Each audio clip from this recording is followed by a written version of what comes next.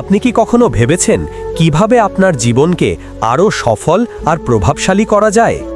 Bill Gates একবার বলেছিলেন, জ্ঞানই সবচেয়ে বড় সম্পদ।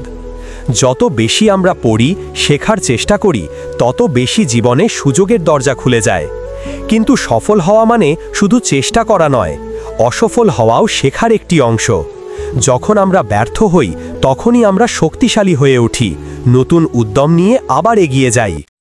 মুক্ত চিন্তা আর উদ্ভাবনী মনোভাব সব সময় নতুন পথ খুলে দেয়।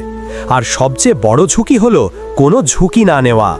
সফল মানুষরা মনোযোগ দেয় সমস্যার সমাধানে, না যে কে কত বড়। আর টিমওয়ার্ক, দলবদ্ধভাবে কাজ করার শক্তি তোমাকে একা থেকে অনেক দূর এগিয়ে নিয়ে যায়। তাই নিজের চারপাশে রাখো ভালো মানুষদের, কারণ তারাই নির্ধারণ করে তুমি কতটা দূর যাবে।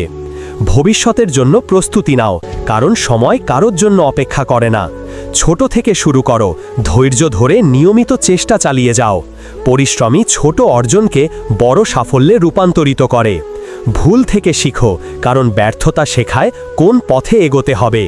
প্রতিদিন নতুন কিছু শেখার চেষ্টা করো, ধৈর্য ধরো আর নিজের লক্ষ্যকে স্থির রাখো। সমস্যা যত বড় হবে, সমাধানও তত শক্তিশালী হবে। ভয়কে কখনো বাধা হতে দিও না, বরং এটাকেই শক্তিতে পরিণত করো। প্রযুক্তি আর উদ্ভাবন আজকের পৃথিবীর চালিকা শক্তি, আর সৃজনশীল চিন্তাই আনে বড় পরিবর্তন।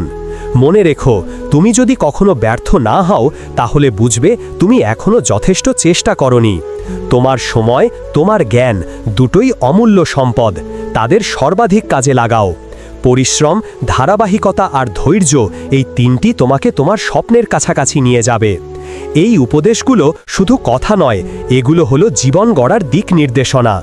আজই শুরু করো, শিখো, উন্নত হও আর নিজের স্বপ্নের পথে এগিয়ে যাও। Dream, learn, grow. ভিডিওটি ভালো লাগলে লাইক, কমেন্টে আর সাবস্ক্রাইব করুন। ধন্যবাদ।